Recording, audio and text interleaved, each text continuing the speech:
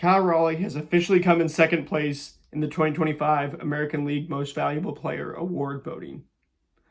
Welcome to the Dom Skiing Channel, your one-stop shop for the Mariners storylines on Seattle's minds. And was it really the right decision? We're about to get into that. I want to say, went to the NBA Youngboy concert last night, had an excellent time. He's one of my favorite artists, and No Cap is my favorite artist of all time who opened. So to finally see him in concert was amazing. There's a lot of narratives going around Seattle Instagram pages and media sources about, fights breaking out at the concert. There was more. I've seen people trying to say that there was more fights than a UFC event. I'm just here to say that in my experience, I went to the concert and I've never been around a more kind and respectful group of Seattleites. So, just know any fight that was going to happen at the NBA Youngboy concert, people were going to broadcast it as if it was representative of a bigger issue, when even if that wasn't the case. I had an excellent time. I thought that the Seattle Freeze was I thought the Seattle Freeze was nearly non-existent and was worsened, or was less than it's almost ever been in my experience. So I just want to say, there's a lot of narratives that go around out there, but that doesn't mean they're always true. And that gets us into the American League Most Valuable Player award narratives, which it is based on narratives, who you're going to vote for, right? There's arguments that are made, and it's based on narratives. And officially, Aaron Judge defeats Cal Raleigh 17-13 on first place votes. There are 30 votes, and 2 from each of the 15 American League teams. And as you can imagine, right, teams usually vote for their guys and vote for, the divisions that they're playing against, right? If you see the player a lot, right, you might choose to support that player or detract from that player. And, Seattle's writers, both Tim Booth and Ryan Divish, voted for Cal Raleigh. No surprise there at all. Everybody had Raleigh or Judge first or second. So it was, 17 first place votes for Aaron Judge, 13 for Cal Raleigh, meaning just 2 votes a different direction would have made it a dead even tie. And in this case, we'll start out with the Mariners division, right? Seattle, both vote for Raleigh. Texas, both vote for Judge. Houston, both vote for Judge. LA, Angels, both vote for Raleigh. And then San Fran, which is the representatives for the Sacramento Athletics, was split 1 vote for Raleigh, 1 vote for Judge. What's interesting here is that the New York writers, the 2 New York Yankees writers that are able to vote on this award, were actually split. Meaning, so one of the New York writers voted for Judge, but one of them, Tyler Kepner of The Athletic, a New York Yankees writer and a New York Yankees MVP voter, voted for Cal Raleigh over Aaron Judge for the American League MVP this year. I would like to know if that's ever happened where somebody has won the MVP without both of their team's voters voting for them, because that says something. And to all the people who are saying, oh, well, it's obvious, that Judge should have won. I mean, I even had an Instagram little comment kind of discussion and debate with Fredo Bang, the rapper, ironically, who's had some issues with NBA Youngboy that, I'm not going to get into any of that, obviously. But I had this little Instagram argument with him because he commented on something from the MLB Hall of Pretty Good Instagram saying, he was saying that, it's Judge, and if you think otherwise, you don't know ball. And I said, how many, care to tell me how many games you watched this year? He said 80% of them. He says he's got the full MLB TV season package, whatever. But I asked him, and of those games, how many Mariners games did you watch? And he just simply replied with 247 batting average. And that's about where the discussion has been this entire time, is basically, there's all this, offensive statistics for Aaron Judge, who was the batting champion with a 330 batting average. Cal Raleigh, 247 batting average. Just not, and the discussion that we've been having on this channel the entire year, because I've had Cal for AL MVP up in this corner since before anybody was talking about it this season. I had it up there in April. I knew that he had a chance coming into the year to win this award. Fangraphs was projecting him to be the 12th most valuable player in the game of baseball. He ends up being, top 2, top 3. I can't remember exactly what it was. But he ends up accumulating a massive amount of WAR. He ends up being an absolute bona fide top 3 player this year in the sport. With the only other contenders in Tier 1 are Aaron Judge and Shohei Ohtani. Now, the problem with this entire narrative, right, around Judge, oh, the offensive statistics aren't even close, is the fact that Cal Raleigh, not only does he play defense, he plays the most premium defensive position on the field at an incredibly high level. He won the Platinum Glove last year, not just for the best defender at the best position, would have been the Gold Glove for catcher, but he won the Platinum Glove, meaning that he was the best defender in all of baseball at the most premium position. And also, we get into this, right? I think this is where I've been worried about this going this way for quite some time, and I was honestly not that confident that it was going to end up being Cal Raleigh today, is once I saw those Gold Glove finalists. We saw the Gold Glove finalists this year, and although Cal has played more innings than anybody behind the plate this year, Cal was an excellent catcher this year again. Some of the statistics, some of the defensive runs saved statistics specifically, favored guys like Carlos Narvaez, who threw out more guys stealing, or had a better caught stealing percentage. They favored, Dylan Dingler and Kirk both had these great blocking statistics as well. But Cal, I don't think he allowed a single pass ball the entire regular season. There's some, while catching the most innings of anybody, there was some pretty obvious reasons why Cal should have been a Gold Glove finalist this year. But I was worried once I saw that he wasn't. Because if he was, we would have been saying, oh, well, the 60 homers, all the offensive production, plus being a Gold Glove finalist. But since those Gold Glove finalists came out, which Carlos Narvaez ended up going on to win, not saying that Dingler, Kirk, or Narvaez weren't deserving of those nominations, but Cal Raleigh absolutely was. And that Gold Glove race at catcher in the American League was insanely impactful to the American League MVP award. Because once they, just didn't include him based on these, numbers and technicalities from, in that Gold Glove race in the American League for catcher, it was easier to discount his defense in the broader picture while discussing the American League Most Valuable Player Award, which was by far the controversial and closest award race in baseball this season. National League MVP was obviously going to Shohei. The Cy Youngs were obviously going to Skubal and Skeens. It wasn't really a contest for a lot of these things. But the American League MVP was a massive debate and almost an ideological debate between offensive production and overall contribution to a ball club. And when you look at what Cal Raleigh does on defense, now we're going to go ahead and look at that, because he throws guys out stealing when it actually matters. He has an absolute gun behind the plate. And in clutch situations, he's throwing guys out when it matters, and he doesn't need to throw guys out quite as much because we don't let as many guys on the base paths. And, even if his percentage might have been a little bit lower than Narvaez, I'm not even looking at stats right now. Even if his percentage might have been a little bit lower than Narvaez or, Kirk or Dingler, he knows what he can do with Julio Rodriguez behind him in center field, backing him up, when he needs to be aggressive. And, he's doing it in clutch situations. Plus, we've got such elite pitching that you don't actually need to throw guys out quite as much, and you can trust your pitching staff. And this is where I think everybody missed the boat.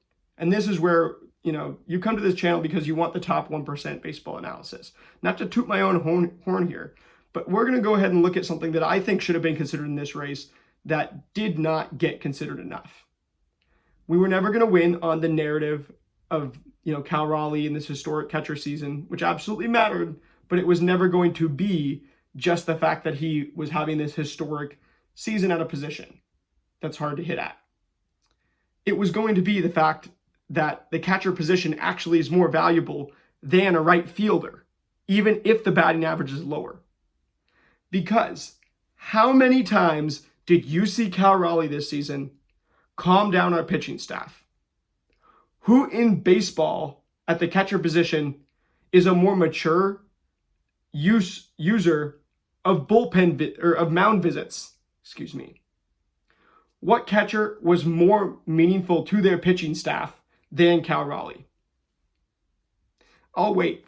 If anybody can find me a case of a catcher that was more valuable to their pitching staff in terms of mound visits And I mean, Cal Raleigh was the big dog out there. He looked like he was calming our entire pitching staff down. He was a calming presence. He was helping them through the entire season. And Aaron Judge didn't do any of that stuff, right? So it's not just the homers. It's not just, the story. It's not just the, what he did at the position of catcher, but it's what catching actually means and how well Cal Raleigh did that. When you look at Cal Raleigh's usage of mound visits, the way that he called games, then that's why he deserves the American League MVP award.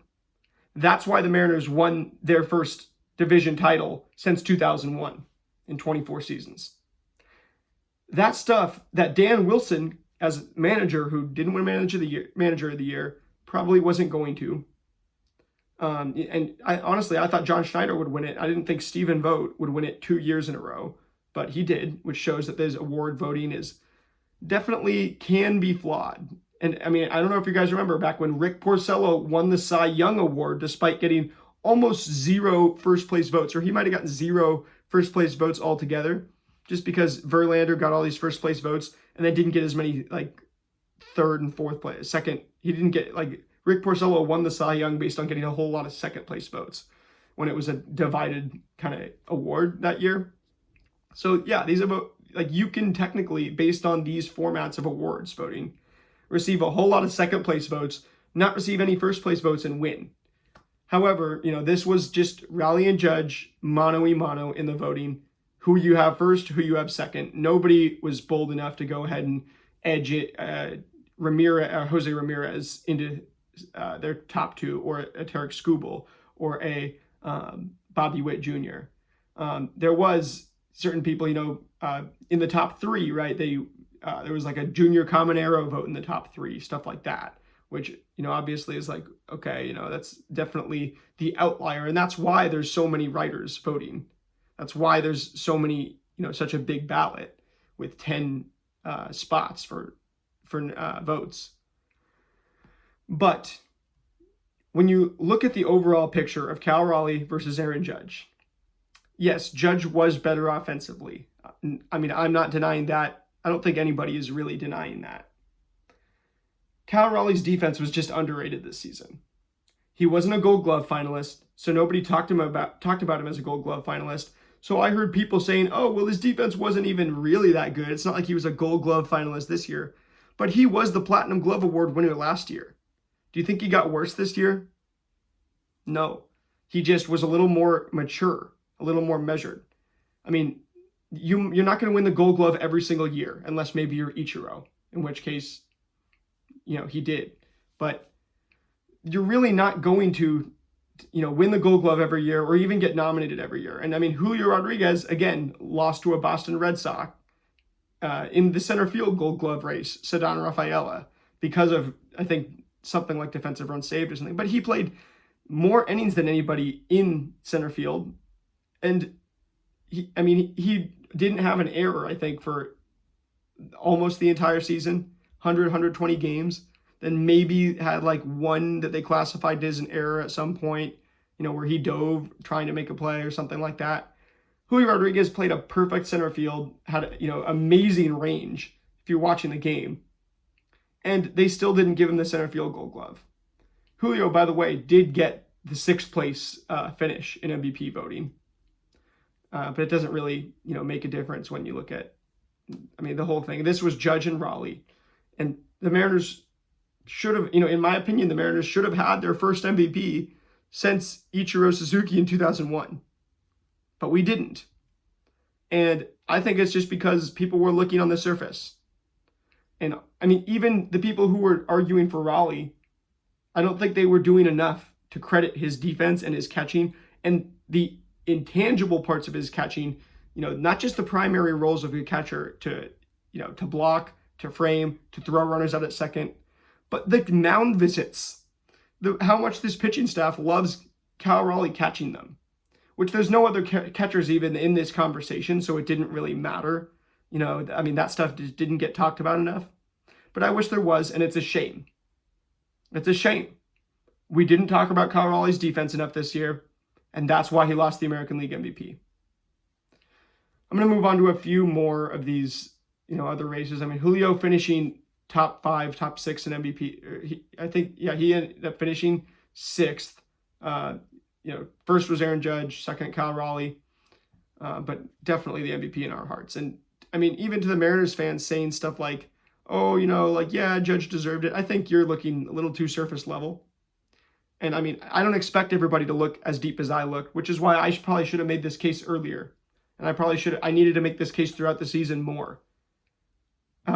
Just on Cal Raleigh's defense. But, Jose Ramirez, the Cleveland Guardians, finishes 3rd. He's absolutely the clear-cut 3rd place. Bobby Witt of the Royals finishes 4th, clear-cut 4th place. Tarek Skubal of the Tigers finishing 5th. He was the AL Cy Young. Doesn't really have a chance to win this MVP award unless, he would have.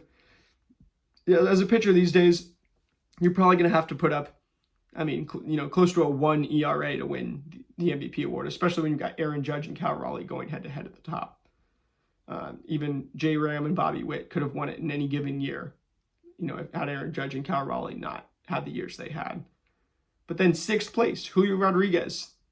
So I don't want to hear it next season when people say that they're worried about Julio after a month, that they are, watching Julio and that they see something that's wrong.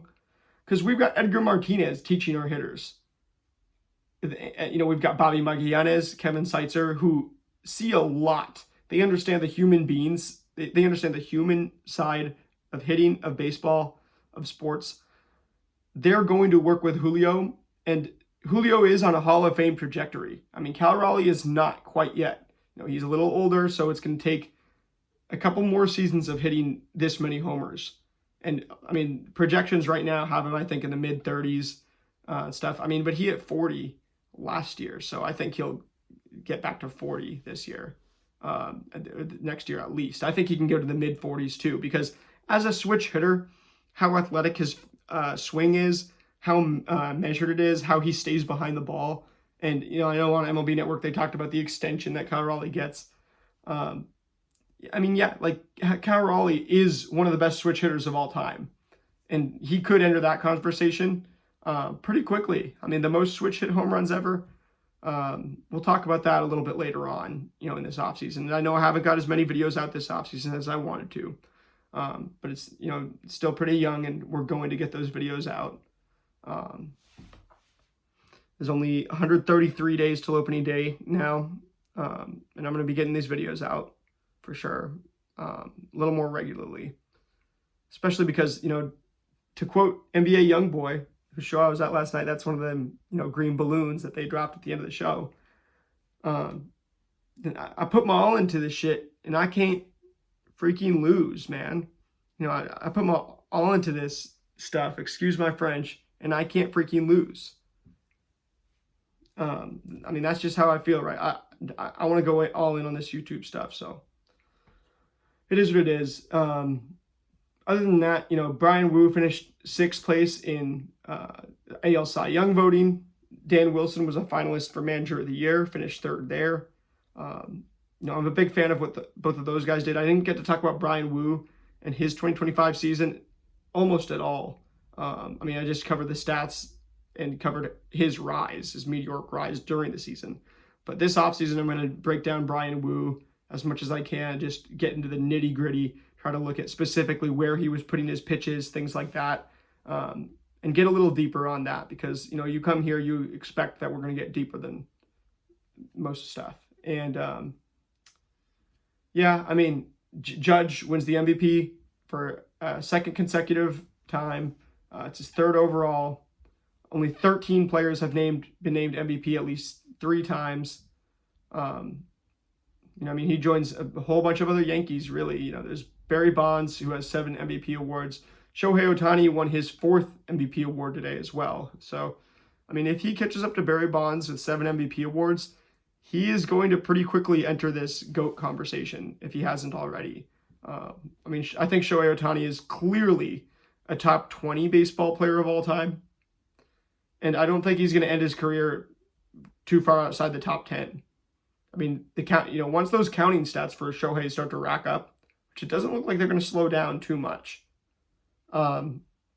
and especially the fact that he has back-to-back World Series and back-to-back MVPs. Only other player to ever do that, Joe Morgan, the Cincinnati Reds, in 1975 and 70, or 74, 75, I think. Can't remember, or 75, 76, something like that. But yeah, other three-time winners of the MVP, Jimmy Fox, massively underrated power hitter from the 30s. Joe DiMaggio, Yogi Berra, Mickey Mantle, Alex Rodriguez, a whole lot of Yankees in that list.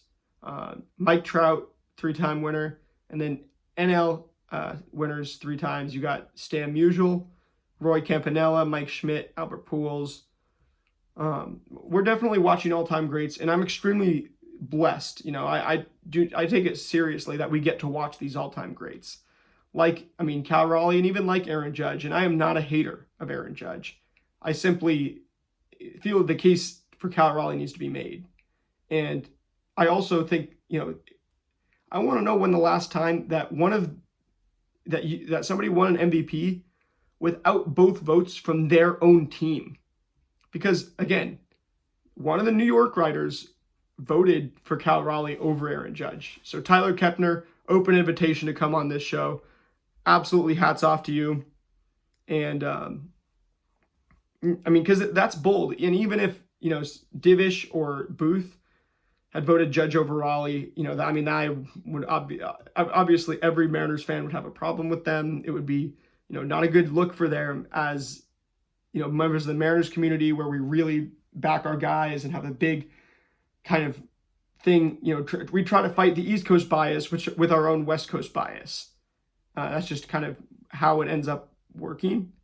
And this wasn't an East Coast versus West Coast bias thing, I don't think. And that's clear with the fact that one of the New York writers voted for Cal Raleigh over Judge, which, again, what's the last time and whenever has somebody won an MVP award without both first place votes of their own team? If you can find that out and put it in the comments below for me, I will give you a shout out on my next video. And then you look at, both of the LA Angels writers voted for Cal Raleigh. Both of the Houston writers voted for Judge against Raleigh, which I'm not going to make it a big narrative about ball clubs and, writers being super biased, because I would like to think that the Baseball Writers Association of America usually gets it right. And I even, which some people would, most people from this generation would disagree with me, but I think it's very honorable that they didn't put Barry Bonds, Roger Clemens, or Alex Rodriguez in the Hall of Fame. And I think that those guys are probably going to end up in there someday, but I think it's pretty honorable that they took a hard line on the steroid usage in baseball. And I've even heard things, from just other friends of mine who aren't really into baseball, right? Who say, that they're all taking steroids and stuff, right? They're not, because, why would you risk it, right? Why would you try to go be Barry Bonds when Barry Bonds, he's set all the home run records and he's still not in the Hall of Fame because he took steroids? And it's not even 1,000%. It's not the evidence for him. He isn't quite as clear as the evidence for somebody like A-Rod, where he was, in the biogenesis scandal. And even, Ivan Rodriguez, who didn't openly admit himself, but Rafael Palmeiro, who has been discredited as not the most reliable source by plenty of his own teammates. He wrote some book saying that him and Ivan Rodriguez were injecting steroids with each other back in the 90s. Anyway, I give a lot of credit to Judge and Raleigh for, dealing with their own physical tools. Neither of these guys was the biggest prospect in baseball when they came up. I remember Cal Raleigh's major league debut. I was sitting there. It was the day before the All-Star break, a Sunday day game. And, we didn't know that Cal Raleigh was even going to be an All-Star one day, let alone be fighting for the MVP award. So, absolute hats off to Cal Raleigh for an incredible season.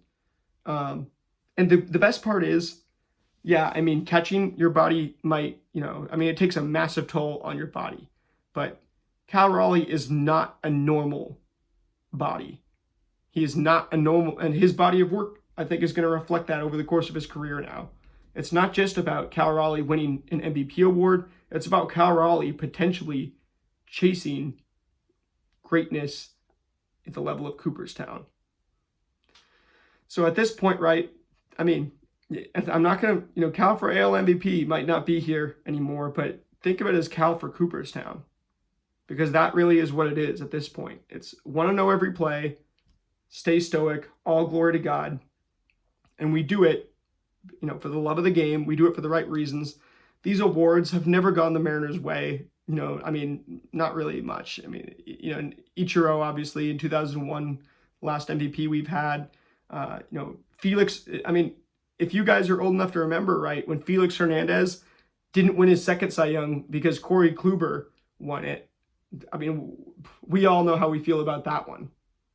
But if you need to refresh, if you don't quite remember, Corey Kluber beat Felix Hernandez for the American League Cy Young when Felix Hernandez, by all the stats, all these same statistical arguments, was the better pitcher. And why was it? Oh, it's a better story, the team, stuff like that. So, it is really hard for Mariners fans to grow up and understand the discourse around this stuff when, when a Mariner loses, oh, it's because of the stats, because his stats weren't good enough. And then when a Mariner, has better stats, oh, well, the story's better with this other team that made it further in the playoffs.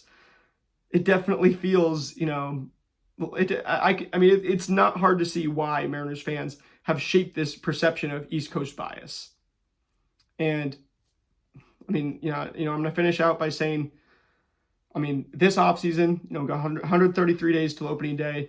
Let me know how many videos you want before opening day. I plan on doing one tomorrow reviewing the coaching changes. Andy McKay, Tony Arnerich leaving, Trent Blank, and Pete Woodworth staying despite heavy money offers and position offers from other teams.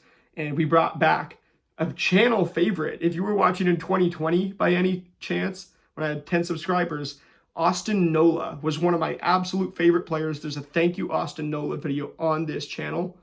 And that guy is now going to be our new bullpen coach, replacing Tony Arnerich, I believe.